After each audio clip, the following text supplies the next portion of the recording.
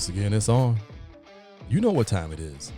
It's time to play some toss. Welcome, everyone, to episode 88 of the Franks and Jermichael Finley will be proud. Episode 88 of the Tristain on Sports Show Toss. Yes, it is your friendly neighborhood T-Squared, Tristain Thomas. Thank you all so very much for joining us this week. What do we have on tap? We got Milwaukee Bucks on tap. Eastern Conference champions just played their first game of the NBA Finals since 1974. How did they fare? What did I see? We'll discuss. The Milwaukee Brewers, they were hot. Now a little bit of a rough patch. But we got some rewards for them and a trade. We'll discuss that as well. And in the toss sweep, we got to talk about Olympics. And we got to talk about this mess at ESPN. It is an absolute joke. But you all know how we get things started here on Toss. We get things started with the state of the state. And let's get to those Eastern Conference champion Milwaukee Bucks. That's right. I said Eastern Conference champion Milwaukee Bucks as they defeat the Atlanta Hawks, winning the series 4-2 this past Saturday. Winning the Eastern Conference, something they failed to do 3 seasons ago. Heartbreaking fashion to the eventual champion Raptors. Heartbreaking fashion, they got bounced just last season in the bubble by the eventual Eastern Conference champion Miami Heat. You lose Giannis for the remaining 2 games of the Eastern Conference Finals. You knuckle up, you come together. You have your best players play exactly that way, as the best. Jrue Holiday showed up. Chris Middleton showed up. Chris Middleton in Game 6 down in Atlanta. Now I'm talking everybody was out. All the stars were out in Atlanta. All the rappers were out in Atlanta. The Hawks were wearing their MOK jerseys. They were on that special court that they had. And I believe they were undefeated or only had 1 loss in those uniforms. Trae Young was back, playing, giving it a go. Everything was trending the way of Atlanta quite possibly pushing this to a Game 7 back in Milwaukee, and we all know that with a Game 7, anything can happen. Anything can happen.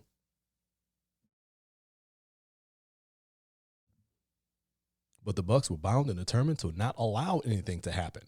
The only thing that they were focused on was going down to Atlanta, playing Bucks basketball, being together, getting it done on the defensive end, passing the ball on the offensive end, having great ball movement, and letting the stars be the stars, letting Jrue Holiday and Chris Middleton lead the way. And they did just that. Especially Chris Middleton. That was a special, special third quarter. And we've seen some special quarters from him this postseason. Some legendary quarters from Chris Middleton this postseason. Middleton in that third quarter against the Hawks in Game 6, the series clinching Game 6 for the Bucks. He scored 23 points in the third quarter. He scored 16 straight. This man ends up finding himself, especially in the second half of most of these playoff games, and it usually spells good news for the Bucks. And it did again on Saturday as they clinched the Eastern Conference Championship. Now, everybody was elated. I was on the road with the family, so got the kiddos. They had to be asleep, so had to keep the celebration a little bit more quiet than I normally would. Was not in the house at Atlanta for that one, unfortunately.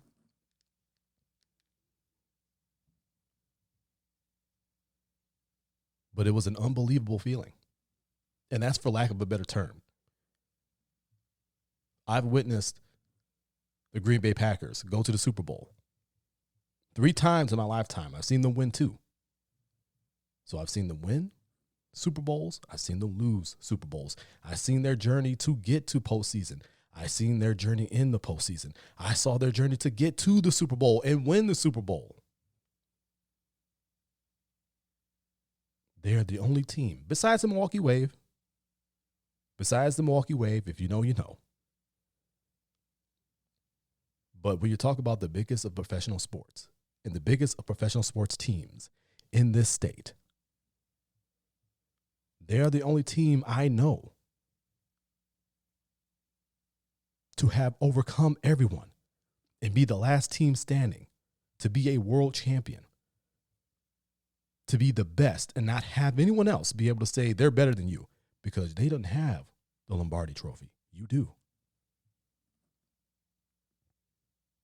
I've never seen the Brewers win a commissioner's trophy. I've never seen the Milwaukee Bucks bring home a Larry O'Brien trophy. I've never seen them get to the point of having the rights to play for that actual trophy. And now, myself and Bucks fans everywhere now have that opportunity. I can't tell you how, again, unbelievable, amazing, whatever superlative you want to put on it, put on it. That is. I've seen some really good Bucks basketball. I've seen some really terrible Bucks basketball in my 30 plus years of being around the team.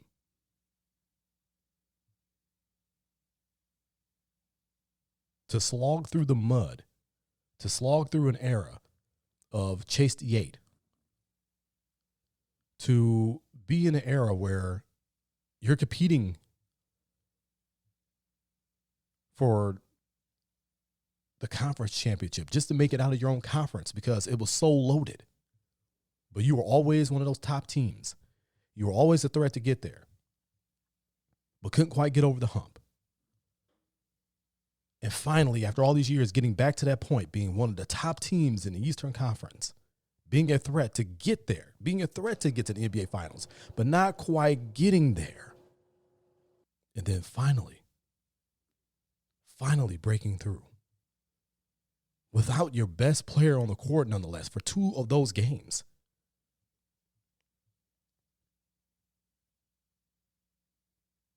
It's just an incredible feeling. But now you have to make it through all those feelings of elation and joy and understand that there's more work to be done. Game 1 of the NBA Finals happened just last night as we record this program on a Wednesday. And the big question was, would Giannis play?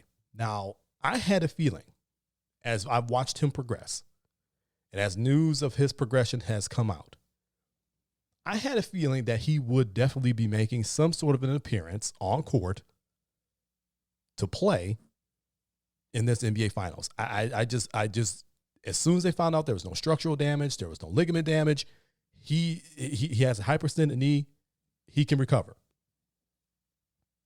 You said, oh, well, if there's a chance, if anybody can make it happen, it's him. There's a reason why they call him the Greek Freak. You know, the man takes care of his body like no one's business. And it was because of that work that he continues to do on his body. It's enabled him to heal, rehab a little bit better than most people would, to progress much faster than most people would. It also helps that he's 26, but I digress. So Monday, the news came out, oh, he's doubtful. It's like, okay. I kind of figured, I said, if he's going to play, it will probably be back home in Milwaukee, Game 3, Pfizer Forum. I would not be surprised he makes an appearance then. But from Monday to Tuesday morning, it went from he's doubtful to he's questionable. I'm like, uh-oh, wait a minute now. That's an upgrade. He's questionable now? He's gone from doubtful to questionable in less than 24 hours. Oh, there's a shot. I just said there's a shot. I didn't think he would play. I said there's a shot. And then maybe about 30, 45 minutes before the game, he's cleared to play. A hyperextended knee, to which even Giannis admitted that when he went down, he thought he was done for the year, that he would not be coming back for a while. And I think everyone else thought that too when he went down. And you see the way his leg bowed back. We spoke about it last week on episode 87. I think everybody thought he was done for the year. We will not see him again. But the workout warrior that he is, the determination that he has, the sacrifices he's willing to make, round-the-clock rehab, getting their workouts in, getting the on-court work in, and he's back on the court for game 1 of the NBA Finals. Just remarkable. It's absolutely remarkable.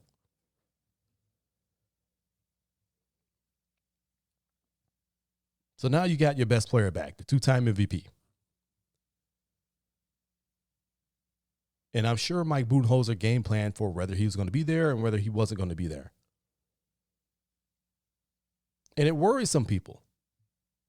Bucks had much better ball movement. The offense seemed to flow a little bit better with Drew being on the ball, bringing the ball up. That's where he's at his best. But we know when Giannis is in there, he's the one bringing the ball up. Drew's playing off the ball. Offense doesn't really flow. It seems like Drew can't really be as aggressive, decides not to be as aggressive because he feels he has to get Giannis involved. So it worries you a little bit. Yes, you were happy to get him back and to see him playing out there, and you were also a little bit nervous. We saw the injury in Atlanta. You didn't want a repeat of that because if you get a repeat of it, it could be something much worse. So I think everybody was a little bit nervous, but you have to believe that the doctors have his best interest in mind. They're not going to clear him to play. They have to protect him from himself. We know it's a big spot. It's the NBA Finals. There's no greater stage than this.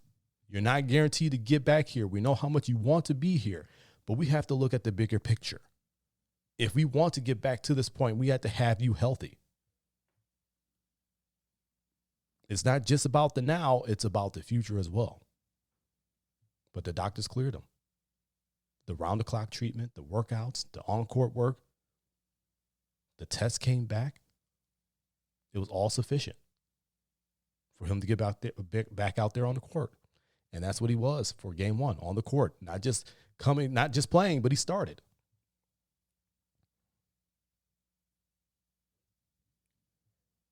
Really close game in the first half. But then the Suns just turned it on in the second half. They went into the half with a lead anyway. And just stretched that all the way out and ended up winning the game 118-105.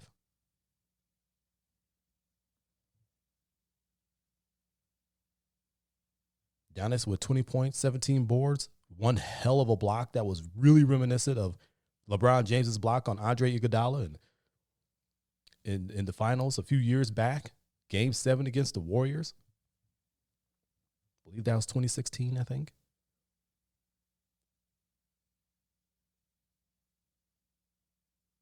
Did not look like he lost anything. He looked like he had his explosiveness, his quickness, his speed, his athleticism was there. He was not afraid to jump and plant on the leg. I mean, he looked good out there. Played bully ball, just absolutely moved DeAndre Ayton anytime he got down there. I mean, Ayton has no answer. Ayton had a really good game on the other end too. 22 points, 19 boards. Really good debut for him in the NBA Finals. Middleton really tried to keep this team in it, especially in that third quarter when the Suns were really starting to get away. They weren't able to reel it in, and Middleton kept bringing them back, reeling the Suns in a little bit. Middleton finishes with 29 points. Again, another strong third quarter for him.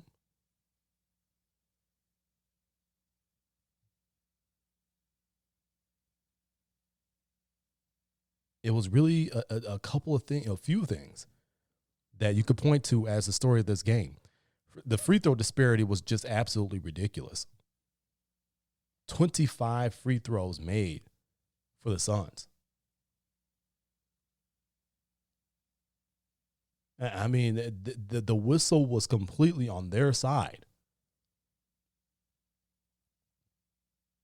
Now, I'm not going to go and blame the officials for this loss, but you have to look at that free throw disparity. There's no way that the Bucks were fouling that much and the Suns fouling that little. Mike Budenholzer brought that up in the post-game press conference. Talks about how the Bucks pride themselves on defense and being able to play a little bit physically on defense. He's already planted that seed into the officials' minds. Like, hey, look, these are not fouls. This is good defense. Some of it is fouls. Don't get me wrong. The Bucks have had some of the dumbest fouls on defense that I've seen. Now, let's keep it truthful, opinionated, and passionate as we do here on Toss. They've had some of the dumbest fouls I've ever seen. But they're also one of the top defensive teams in the league. So are the Suns. Suns are a hell of a defensive team as well. But they were not penalized for the way they play defense. Whereas the Milwaukee Bucks were. So Mike Budenholzer has had to plant the seeds in the officials' minds like, hey, look, we play really good defense. We're a good defensive team. There's no way that we're fouling this much and the Suns are fouling that little. Free throw disparity, one reason you could look at. It was definitely a problem. Defensively was a problem. Now, I wrote in the Toss blog on tossnationmedia.com. You guys go ahead and read that. About the defense, about how the Bucks were switching everything, and then they changed to the drop coverage, which is nothing different than what they had been doing all season. And I spoke about how the pick and roll has been a really challenging thing for the Bucks, especially the last two rounds. Kevin Durant in the semifinals, he's coming off there. You weren't going to stop him, but what you could do is be physical with him and make him work for those points. And that's what PJ Tucker did. He wore on him. Yeah, he had some big numbers, but he wore on him. And when it counted the most, when it mattered the most, Durant just didn't have the legs. And that's from being physical with him all series long. You weren't going to stop him, but you can make him pay for trying to get those points. And PJ Tucker did that. That's how that adjustment with keeping him there on him was a big turning point in the series. In the Eastern Conference Finals, when Trae Young would just lighten the Bucks up, especially in that game one, and he would put them in a pickle every single time off that pick and roll when Mike Budenholzer had Brook Lopez retreating into the paint, playing off of the initial pick and roll action.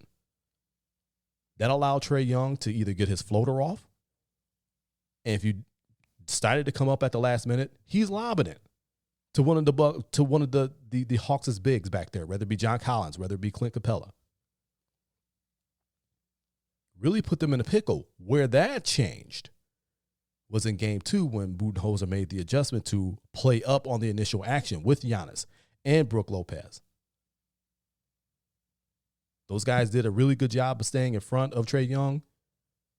Other guys came in, they put the pressure on him, made him turn the ball over, sped up his clock, sped up his thought process a little bit, and baited him into some turnovers. Made life very difficult for that offense. Couldn't really get anything going.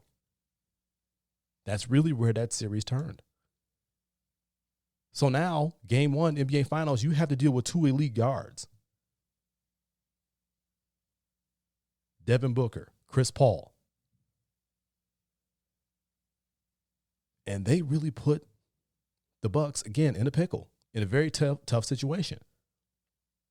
Because the Bucks are switching everything, especially off the pick and rolls. They switched everything. And now you got a big on a guy like Chris Paul, on a guy like Devin Booker, who can A, hit the mid-range, B, dribble right by you, and C, if you do happen to get and slide your feet and get to position at the cup, they're going to dish it out and be accurate with their passes. I believe Booker had 6 assists. CP3 had 9 assists. Booker had 27 points. CP3 had 32. Now you go back and you watch it, and for the most part, I thought Lopez did an okay job keeping Chris Paul in front of him. And I get why people feel that he did a really good job, and I think so. But the reason why you call it out is because when they were pulling up and hitting those mid-range shots or getting the balls to others to get them involved, that's where the league grew. That's where things started to get out of control. When CP3 gets rolling, there's no stopping him. When Devin Booker gets going, there's no stopping him. And those guys were rolling from there. And not only were they rolling, they were able to get other players involved. Their bench scored only 22 points, but 2 of those guys had 10. I believe it was the 2 Cams. DeAndre Ayton, as I mentioned before, 22 points, 19 boards.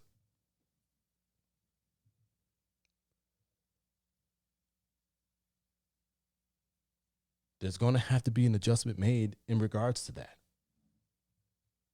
Another factor in the Bucks' loss in Game 1 of the NBA Finals, transition points. Something that the Bucks are typically the best at. They're better than any other team. They really weren't good in transition. It was the Suns who were better in transition. I believe they scored 20 transition points. They got out and ran as a result of good defense being played by the Suns. Now let's be clear. The Bucks had opportunities. Milwaukee had opportunities. They missed a lot of point-blank shots and a lot of open shots, especially in that first half. Now, they got a little bit warm from distance in the second half. I believe they went 16 for 36 from 3, which is one of their better three-point shooting nights in the postseason. So you really don't like to see them waste a good shooting night from distance. Typically, they're getting 16 made threes. That's a win. But when you give up 20 transition points, when the Suns get 25 made free throws,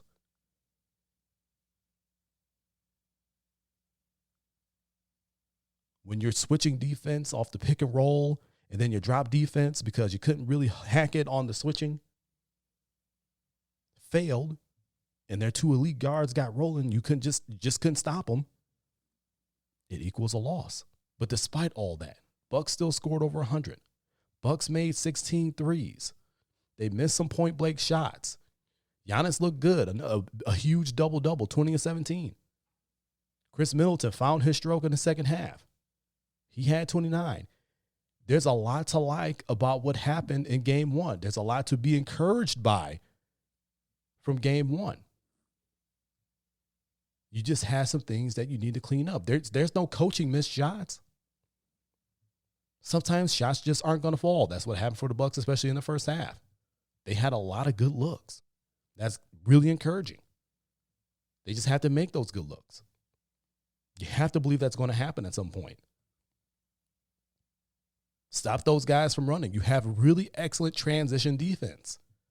You stop those guys from running, you get out there and run yourselves. And really defensively is going to be a big question.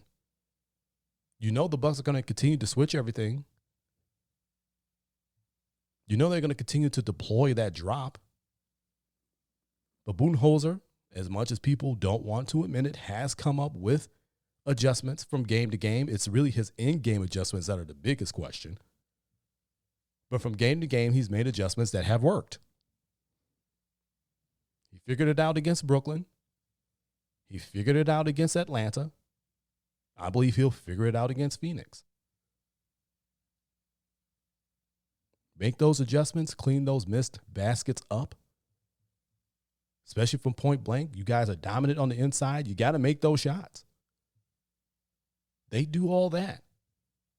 They can get one of these games in Phoenix. They've got another opportunity on Thursday night as Game 2 of the NBA Finals will be underway. It's one game. It's just the first round. There's a lot of fight left. Continuing here on Toss, State of the State. Let's talk about those Milwaukee Brewers. Now, the Brewers were hot. Brewers were hot. We talked about it last week that they were hot. They were in the midst of a long winning streak. That winning streak went to 11 over the weekend. Everybody's getting excited. Everybody's rubbing their hands. First, you got the Brewers winning on Saturday, and to stretch that win streak to 11 games. One game away from free George Webb burgers from everyone because George predicted a 12-game winning streak this season for the Brewers.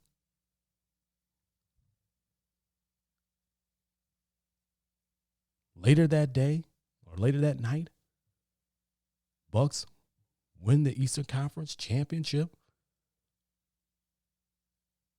Everybody's just rubbing their hands like, oh, man, this is a great sports weekend. And it was. And then the Brewers proceeded to lose 2-0 to the Pittsburgh Pirates on Sunday. No burgers for anyone. Pretty disappointed by that, but I digress.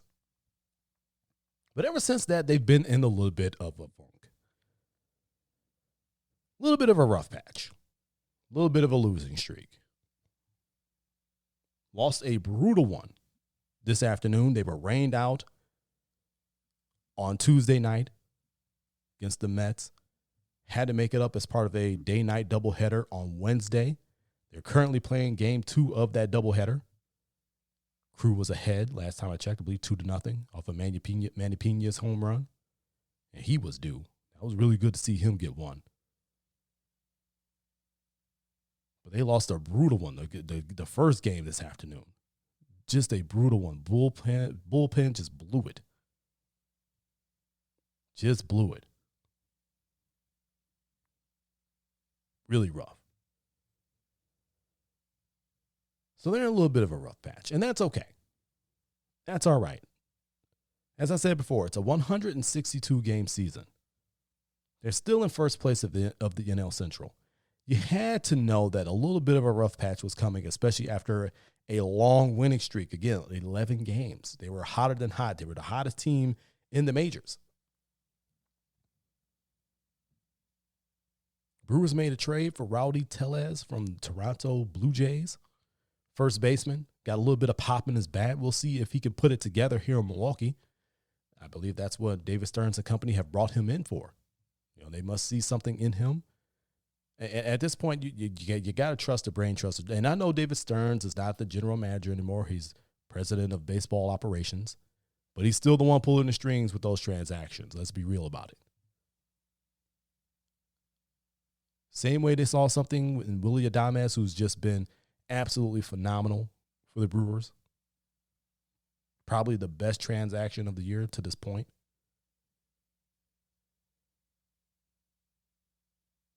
So they made a move for him. There's got to be something about him that they see that he could come in and contribute.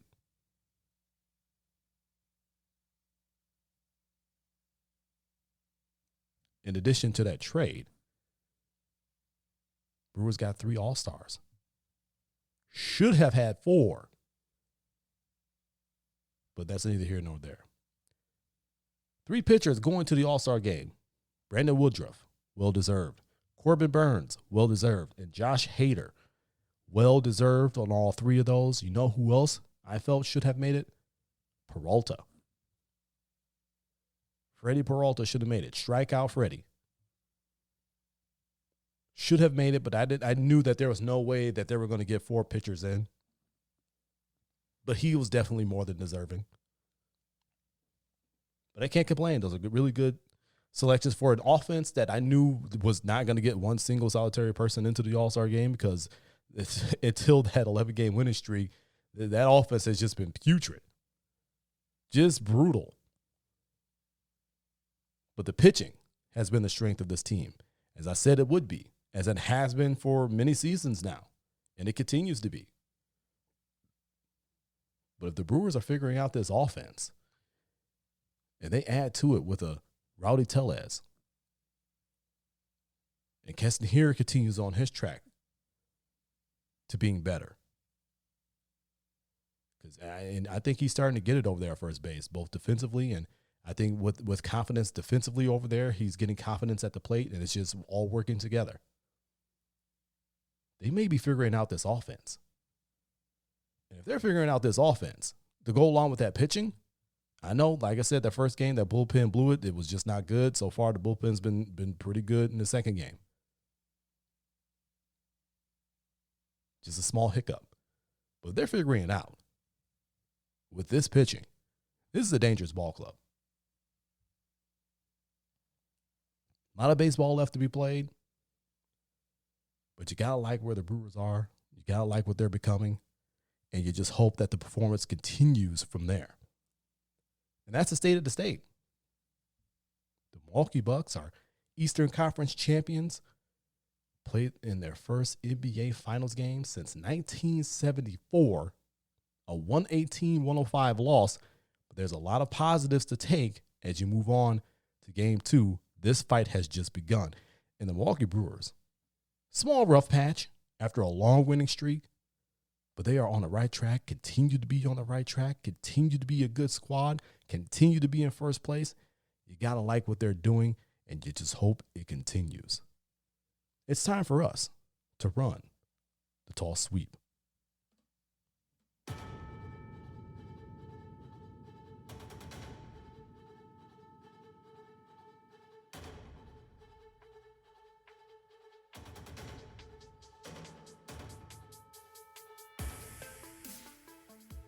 The toss sweep brought to you by the good fellas, or the good people, over at TossNationMedia.com. Toss Nation Media, your home for the Toss brand of sports. Truthful, opinionated, passionate sports. It's what you deserve.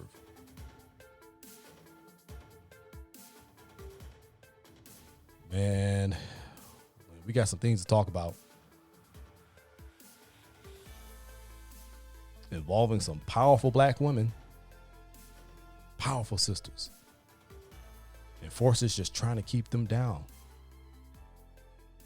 It's crazy. Sha'Carri Richardson. I'm sure you all know the story. Won in the Olympic qualifying trials. Earned the right to run the 100-meter dash in the Olympics for Team USA. Won it in grand fashion. Great flair, great charisma. Just a superstar.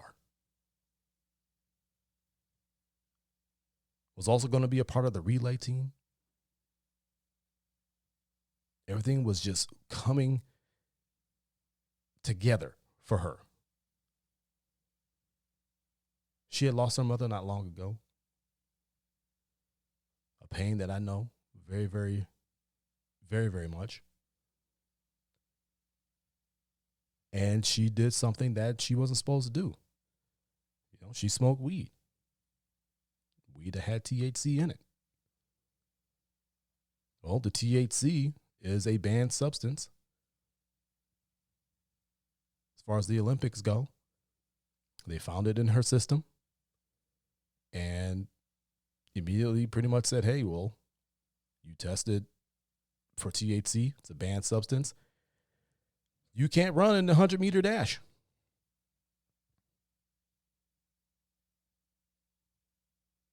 She accepted a 30-day suspension because she admitted it. Hey, look, I knew that it wasn't the right thing to do, but I was grieving and I was trying to hide my pain. And again, I get it. She accepted a 30-day suspension that would have allowed her to come back and be able to run the relay race with our team on Team USA. Still represent the country. It's just that she wouldn't be able to go and get that 100-meter gold medal, which I think she was the odds-on favorite to do.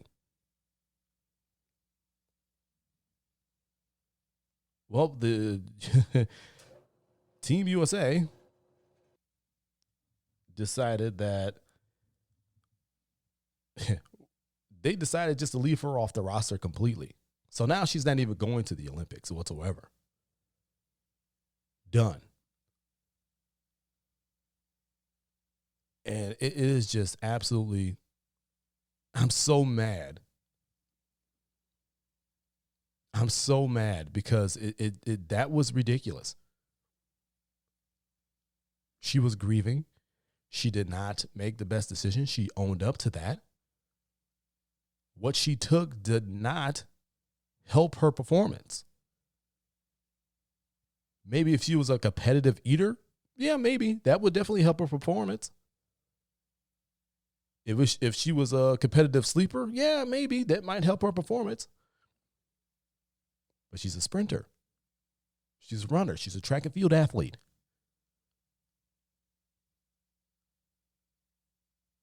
That is one drug that does not help you do any of that.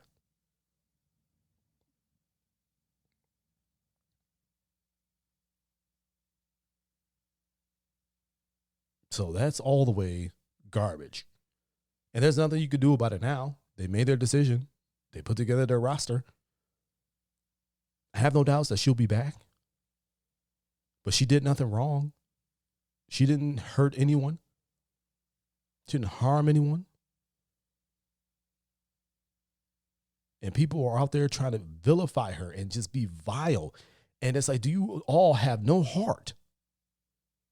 She was grieving. I know when I was grieving, my mother's passing, her sudden passing,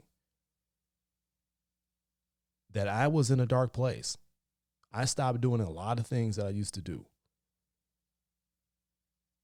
I started having thoughts that I never had. I started having anxiety attacks and things that have never happened to me. And people are out there trying to tell her how to grieve. Just because you grieve one way doesn't mean she's going to grieve that same exact way. Grief clouds your judgment. Grief does a lot of unbelievable things. But she'll be back, even better, even stronger from all of this. She's not a villain. She didn't do anything wrong, but people are still trying to paint that picture.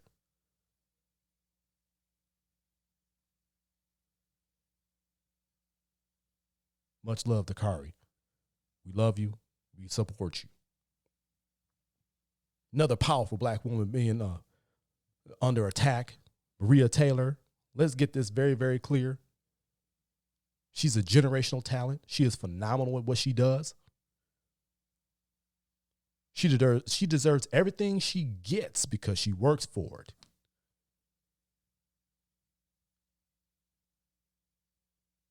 She puts in that work and she makes it look easy. And the fact that she makes it look easy goes to show you how much damn work she puts in on her craft.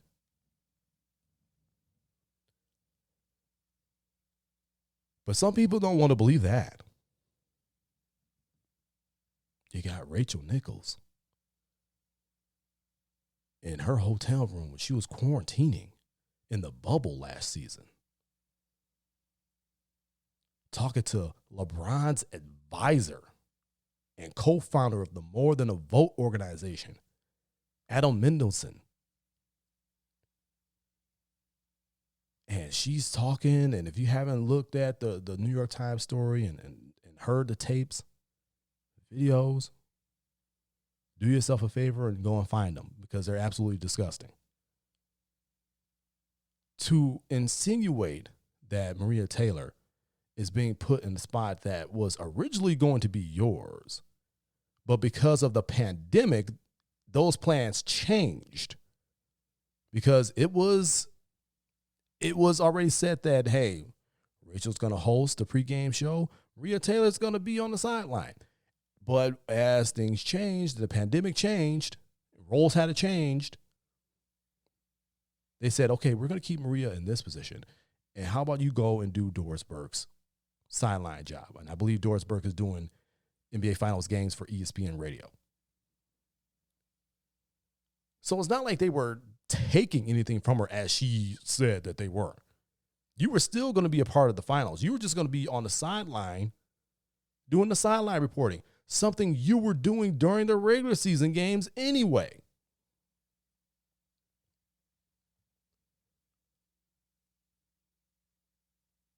Oh, I'm all for, I wish nothing but the best for Breonna Taylor and all the success in the world, but you want to find something more for her to do, go find it elsewhere. You ain't getting it from me. You got bosses. They give you the assignments. Ain't a damn thing you can do about it. And if the bosses came and said, hey, Maria Taylor's going to be hosting, you're going to be on the sidelines, you can either decline it and be in breach of your contract or accept it and move forward. But no, you had to go and make an absolute ass of yourself to insinuate that she was getting it because, let's be clear, ESPN does have a crappy history with diversity, opportunity. It's well documented. But to insinuate that she was put in that position because they were trying to reform their image of having crappy history with diversity and everything else is absolutely ridiculous, because this woman has put in the hard work. And that hard work is paying off. And just because it's paying off to the point where they're now giving her an opportunity that they were thinking about giving to you before the pandemic, but the pandemic changed their plans.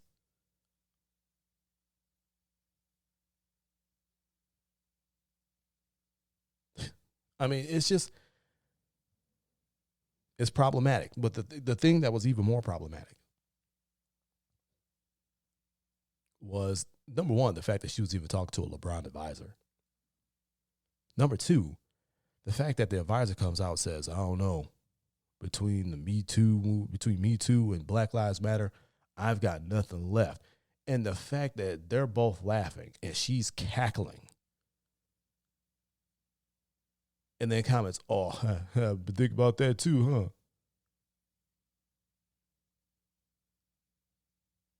That just absolutely disgusting all the way around. And of course, they came out with the non-apology, and she doesn't want to make herself the story with that non-apology on the jump. And of course you got, and I know they're regular hosts, but of course you got two black guys, Richard Jefferson and Kendrick Perkins, right there. Kendrick trying to back up Rachel. There's no excuse for what she said. Yeah, Richard Jefferson, I know you said, she's not excused, nobody's excused, but still, we're having hard conversations. Okay, what do those hard conversations entail? Because that's problematic, what she did. Steven Jackson jumps into the fray and whatever, what have you. And when it was all said and done, since Rachel felt like she didn't want to do a job that she had already been doing in the regular season, which was sideline reporting, she didn't want to do that for the NBA Finals. Okay, well, guess what? Malika, why don't you come on up? We've been seeing the hard work you've been putting in. Rachel don't want to do it. You want it? It's a huge opportunity. They gave it to Malika Andrews. And I laughed hard. I laughed so hard. Because that's what you get. It is so disgusting the way this world treats black people, but in particular black women, especially in professional settings, especially in this industry, the sports media industry. It's so crazy. But you know what? These two queens, these two strong queens, coming through all the adversity, keeping it classy, being strong. Hats off to you. We love you. We love you both. We support you both. Don't let anybody try to knock your crown off or dull your shine, because they will try and try and try and try. And you can't let them. Well, y'all, that'll do it for me. That was episode 88 for the Tristain on Sports Show Toss. Y'all know where you can find me on social media at the20double. That's at the number 2, the number 0, and the word double. Follow me in both places. Facebook.com/T on Sports Show is your home for Toss on Facebook. Touch on a lot of things there that we don't necessarily get a chance to on the show. That's Facebook.com/T on Sports Show. That's TON Sports Show. And of course, TossNationMedia.com, your home for the Toss brand of sports. Truthful, opinionated, passionate sports. It's what you deserve. And remember, if you're following us on Apple, thank you, Apple Podcasts. But if you're not, go ahead and hit that plus button so you can follow us, so you can get every single episode with no interruption. But as I said before, it's time for me to get on up out of here. It's T Square, Tristan Thomas, reminding all of you to keep it moving forward. Always forward. Forward always. Until next week. So long from Toss.